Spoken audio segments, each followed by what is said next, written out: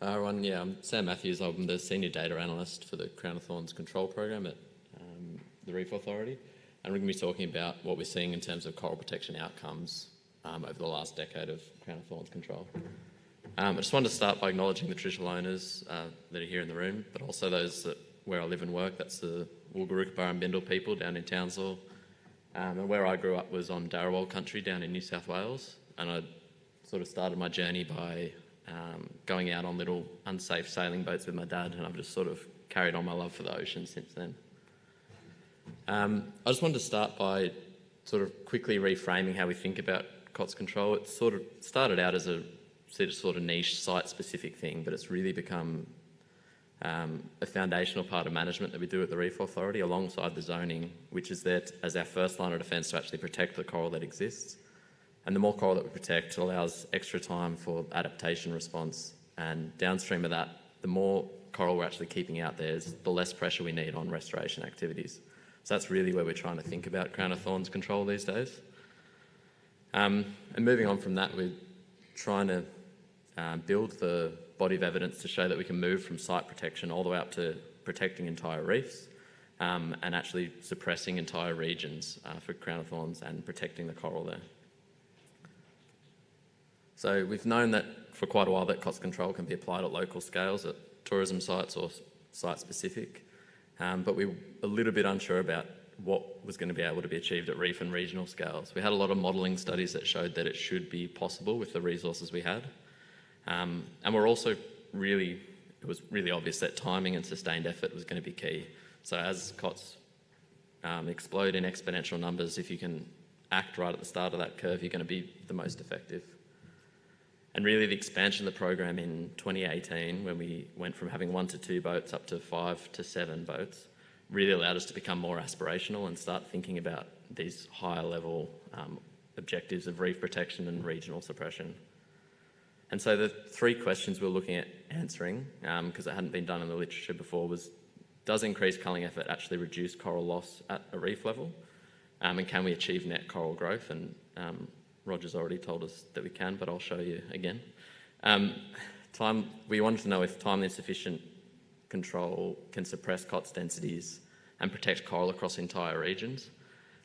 And we also wanted to have a look and see if we could actually slow the spread of COTS outbreaks downstream. So if we can actually pause or really slow the downward progression of outbreaks. And you can see we're really trying to think about this in a broadening scope and see how well this can be applied. So we're interested in seeing what happens at these large spatial scales. And the reef level story, which you probably saw in Roger's talk, was really promising. So we could see we had to break up the reefs based on how much culling effort was applied. So the red one down there is where COTS outbreaks but no culling effort applied. Then we had a moderate amount of culling effort, moving up towards where we applied a lot of culling effort, and then the blue one is where there were no COTS outbreaks, which is to show the background level of coral growth that we would see. And where we had these no outbreaks, we were seeing about 1% coral growth per year, which is, also there were cyclones and bleaching events going on, so that's sort of the background we should expect. The really good news story was that with these reefs with outbreaks but a high amount of culling effort, we were seeing about 0.5 percentage point per year, which is not that far off what we see in background levels, and definitely above a net coral growth. The other really important thing was that even when we were applying some cull effort, while we were seeing coral loss, this was at a much reduced rate compared to where we had no effort. So we can see that even some culling is a really good outcome, but where we're able to actually get in there early and apply a lot of effort, we're seeing a really positive outcome. And so to answer the question of if we can reduce coral loss, definitely yes. And can we achieve net coral growth? That is also yes, as long as we get there in time and apply enough effort. So we moved on to the regional coral protection story. There's a little bit more detail I have to give. The way we analysed this was by breaking up all the sectors into different management actions. So the highest order one of those is proactive action, so that's when we're actually getting in there before the outbreak occurs. The timely action is when we've got the culling effort begins after an outbreak's begun to establish, but before it reaches higher and more damaging levels. We have reactive action where it's before the outbreaks have reached our severe outbreak thresholds, but we don't have enough capacity to do regional suppression, but we can pick winners and losers on those reefs. And limited action is, as you'd imagine, the much more severe outbreaks, and the capacity for culling resources comes on a bit too late. And at that level, we can't really even protect individual reefs. The other thing I have to explain is how we defined outbreak periods. So we used to think about outbreaks on a reef level, but at a sector level, we have to think about it as a big period, which lasts about 6 to 7 years. And so there's an outbreak inception period where the COTS densities at the sector level go above our potential outbreak threshold, and it has to escalate past that onto the higher levels of outbreaks. And if it does that for more than 2 years, and both those criteria met, we define that as a sector-wide outbreak, which only ends once the COTS densities have declined back below the initial outbreak for 2 years. So then, really having a look at what we saw. So this is the Cookdown Lizard Island area is traditionally where we thought about outbreaks beginning, and the outbreak really started there in around 2010, and the control fleet wasn't mobilised till about 2012, so we're always going to be undergunned. And you can see the black line there is the coral cover trajectory, the white dots are the COTS densities, and the bar graph down below is the culling hours. So you can see effort was applied, but it came in a little too late, and it was always going to be outrun by the severe COTS densities that were there. And so we saw that we had, in this outbreak compared to the third one in the 90s and 2000s, there was much higher COTS densities, which is important context for the other downstream reefs, downstream sectors.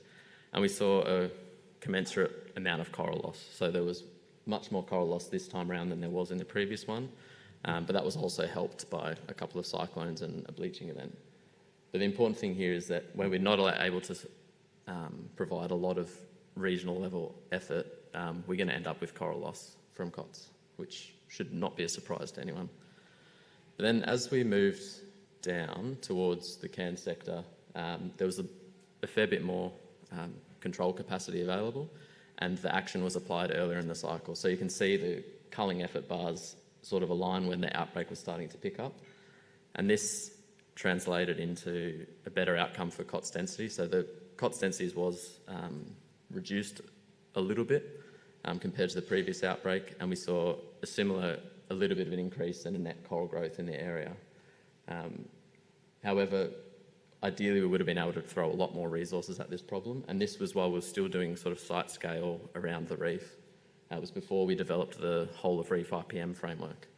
So we could see that there was a benefit, but this isn't the ultimate end goal of COTS control. We got to that by about 2018 when we got to the Townsville sector, was when we got the Reef Trust Partnership money to go from 2 boats up to 5 to 6 boats.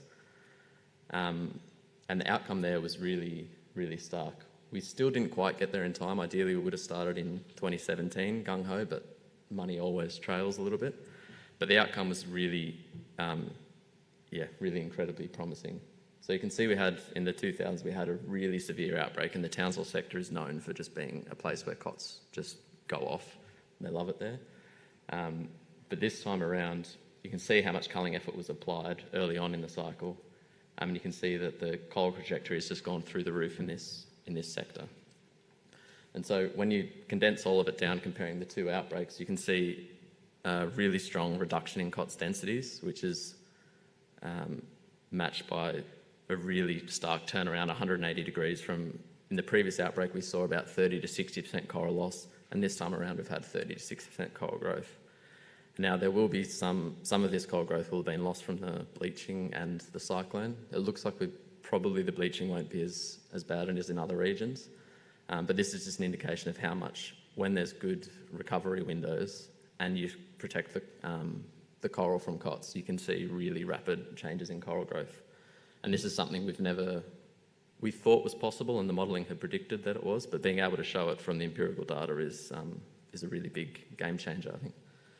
And so to answer that second question of can timely and sufficient control suppress COTS at regional levels, I think the answer now is pretty unequivocally yes. It'll be really interesting to apply this to the emerging outbreak in the Lizard Island sector, because it gives us the confidence that we should be able to really put a halt on that outbreak as it starts to spread. The third one is a little bit more tenuous just because we don't have enough data for this region, but it's talking about the Cape Upstart sector, which is not the Cairns sector, it's the blue one down there.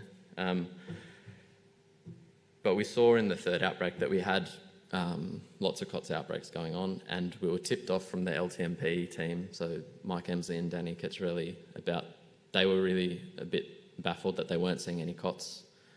Around 2019, 2020, they were expecting that outbreak wave would have arrived, and judged on the periodicity between the outbreaks, that's when we expected it should have arrived in that area. Now, there are some COTS floating around there, but there's been at a sector-wide level, there's been no signal at all. And we're really left to assume that the upstream effort from the decade-long of COTS control from the Townsville and Innisfail sector has really slowed the progression. But still, we're not going to be able to say that definitely until a few more years pass, but the indications at the moment are definitely that it looks pretty likely. And you can see a similar thing. We've had a reduction in COTS density and an increase in coral cover. But the distributions on this are really wide because we have a much smaller data set to look at. But to answer that third most aspirational question about whether we can slow the spread of outbreaks, it's looking that way. We'll find out as we start applying more effort in the Cooktown lizard area, but it's promising in the least. And just to sort of wrap it all up, this is just all those plots put together because there are a few more sectors that we looked at. You can see that it really is, it's all about timely action. So in those ones in green, you can see real reductions in COTS densities and really stark increases in coral cover. And so that's, going forward, we want to be operating in the green and blue section for all of our management action, and we should be able to see some really, really big increases in coral cover if we're lucky. And the final one is just looking at this. It's the same data, but looking at it stretched over the outbreak window. So you can see where we have limited action, you get really strong declines as Crown-of-Thorns Starfish eat through all the coral. In reactive action, we can slow that decline a little bit. But when we're getting in there early, we can see really rapid increases in coral cover. And the few outliers down here in timely action, there are a few reefs in the north of the Townsville sector that we just weren't actually there in time. So that's why there's a few dots down below. Yeah, really the take-home messages I want to feed into your head, and I think Dave will do it again, is that sustained timely action can lead to regional suppression of COTS. So it's not just the reefs that we're working on, it's the whole region by the looks of things, and we're getting significant increases of live coral cover. And we're getting a regional level impact outside of the reefs that we're actioning directly, and it's looking like we've slowed the southward spread of outbreaks, which is something we dreamed about. We're also seeing that at the reef level, getting net coral growth at rates that are almost comparable to non-outbreaking reefs. And from a broader cumulative impacts perspective, we're really thinking this is that COTS control can offset some of the losses from coral bleaching and protect the surviving corals, because they both sort of operate on the same, the fast-growing corals. It can really act to balance those increasing losses out. And to steal a phrase from Roger, I think it's really the most scalable and dynamic management tool that we have to promote reef resilience. I think it's great, as you might tell. But yeah, I just want to thank everyone who contributed to the paper that we're just about to release. It should come out next week, so keep an eye out. And all the partners who we work with and everyone here for listening, and thank you.